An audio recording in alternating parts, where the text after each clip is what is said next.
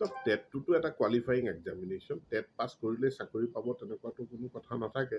TET pass কৰিলে চাকৰি আবেদন কৰিব পাৰে, প্ৰভাইডেড তেওঁৰ প্ৰাথমিকত হ'লে তেওঁৰ DLEDো লাগিব, মাধ্যমিকৰ হ'লে তেখেতৰ BEd ডিগ্ৰীটো তেখেতক লাগিব।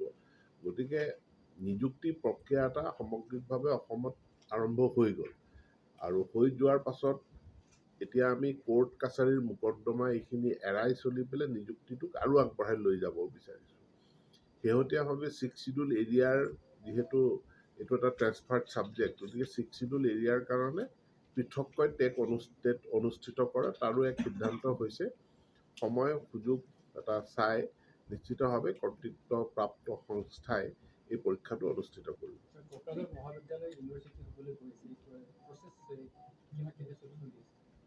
ইয়াৰ কাৰণে সময় লাগিব কিছু, আৰু লগে লগে বহুখিনি আন্তঃগাঁথনি উন্নয়নো আমি কৰিব লাগিব। কলেজখনৰ নিজস্ব প্ৰয়াস এটাও লাগিব, আৰু সেই প্ৰয়াসখিনি আৰম্ভ কৰিবৰ কাৰণে কৈছোঁ ইউনিভাৰ্চিটি এখন এটা ৰাতিৰ ভিতৰত কৰি দিয়া নহয়, ই এটা দীঘলীয়া প্ৰক্ৰিয়াটোৰ আৰম্ভণি হৈছে।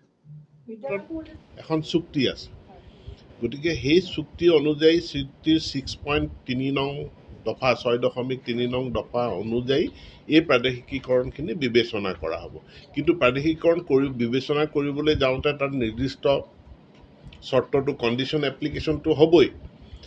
বাকী অসমত 2017 চনৰ আইনৰ অধীনত আমাৰ প্ৰাদেশিকৰণৰ প্ৰক্ৰিয়া সম্পূৰ্ণ হয়, আৰু তাৰ দ্বাৰা আমি এতিয়া দেখিছোঁ যে আমাক যিমান বিদ্যালয় লাগে তাতকৈ বহুত বেছি বিদ্যালয়ে আমাৰ আছে। গতিকে সেই ক্ষেত্ৰত 2017 চনৰ আইনৰ আওতাৰ ভিতৰত থকা যদি কোনো বিদ্যালয় আছে তাৰতো প্ৰাদেশিকৰণ হ'ব। যদি আওতাৰ ভিতৰত থকা কোনো বিদ্যালয় নাই, যিসমূহ বিদ্যালয় নাই সেইবিলাকৰ প্ৰাদেশিকৰণৰ কথাটো এতিয়া অহা নাই।